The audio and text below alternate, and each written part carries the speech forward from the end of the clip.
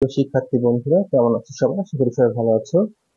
আজ তোমাদের আমি ষান্মাসিক মূল্যায়ন 2024 বিষয় গণিত নমুনা যে প্রশ্নটা, অর্থাৎ আমি তোমাদের কিছু অঙ্ক করাবো। আহ, অষ্টম শ্রেণীর যে গণিতটা আছে, অষ্টম শ্রেণী।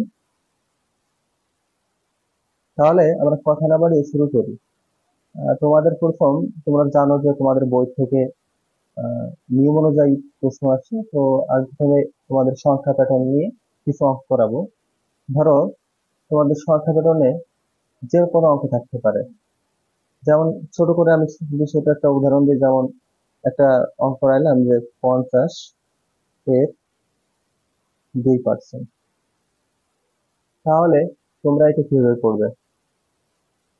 50 এর 2% আমরা সরাসরি এটা এভাবে করতে পারি। 50 এর মানে হচ্ছে গুণ 2% আছে 2/100।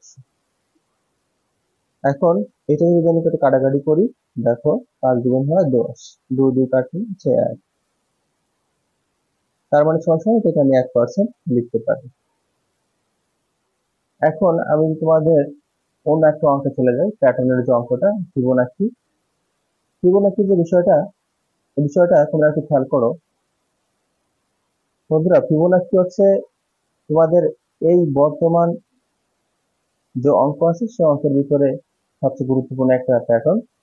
তোমাকে বললো যে ফিবোনাচির 12তম প্যাটার্ন কত, তাহলে তুমি কিভাবে করবা? তাহলে তোমরা সবাই জানো যে ফিবোনাচি বলতে পূর্বপদের যোগফল, পূর্বপদের যোগফল। এখন তোমাকে বলা হলো যে ফিবোনাচি অনুক্রমের 12তম সংখ্যাটি কত। আমি যদি প্রশ্ন ফিবোনাচি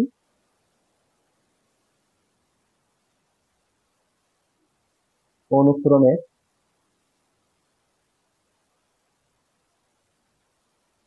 12তম সংখ্যাটি কত, সংখ্যাটি কত? তাহলে বন্ধুরা তোমরা কিভাবে করবে? তাহলে 12তম সংখ্যাটি তোমার প্রথমে বের করতে হবে। আচ্ছা, ফিবোনাচি ধারাটি তোমরা কি জানো সবাই? ফিবোনাচি ধারাটা হচ্ছে 0, 1, 2, 3, 5, 8, 13 পর পর পর সিরিয়াল। তাহলে এটা কিভাবে আসে? আমি আজকে সেই বিষয় নিয়ে আলোচনা করব। একটু ভালো করে খেয়াল করো বন্ধুরা। তোমরা খেয়াল করলে বুঝতে পারবে। দেখো, 0 যোগ 0, তার মানে সেটা কত আসে? 0, সরি 0। তাহলে এই যে তুমি 0 পেয়েছো, তাহলে 0 যোগ 1, তাহলে কত আসছে তোমার? 1। এই একটাকে আমি এখানে নিয়েছিলাম, বাকি এই পাশে 0টা এই পাশে নিয়েছিলাম, তাই সেটাও কত আসছে? 1। এখন এই একটা আমি এখানে নিয়েছিলাম 1, এটা যদি আমি এই পাশে মিশি 1 করলে 2। অনুরূপভাবে এই দুটো আমি এখানে নিয়েছিলাম, এটাকে যদি আমি এই পাশে নিয়ে আসি, 2 1 যোগ করলে 3। অনুরূপভাবে 3, এই দুইটাকে আমি এই পাশে নিয়েছিলাম, পুরো পদের যোগফল, পুরো পদের যোগফল। তাহলে 3 আর 2 যোগ করলে হয় 5। ঠিক অনুরূপভাবে 5টা নিয়েছিলাম, এবং তোমরা এবার সবাই বুঝতে পারছো যে এই 3টাকে আমি পাশে নিয়ে যাবো, 3, তাহলে 8। এই 8 এখানে বসাইলাম।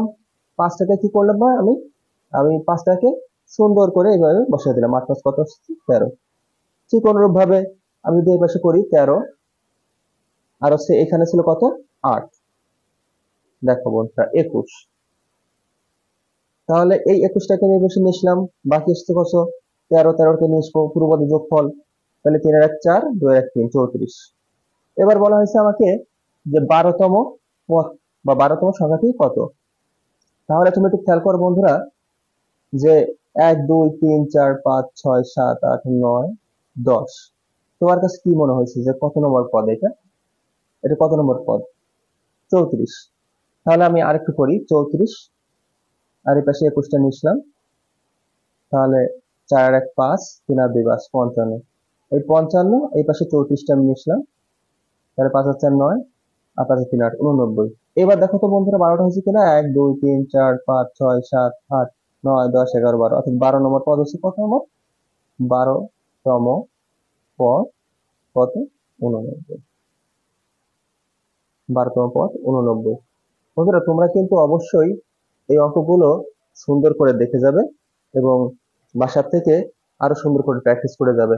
তোমাকে যদি 13 নম্বর বা 14 নম্বর তোমাকে যাই করতে বলুক না কেন, তুমি খুব সহজেই এগুলো পারবে।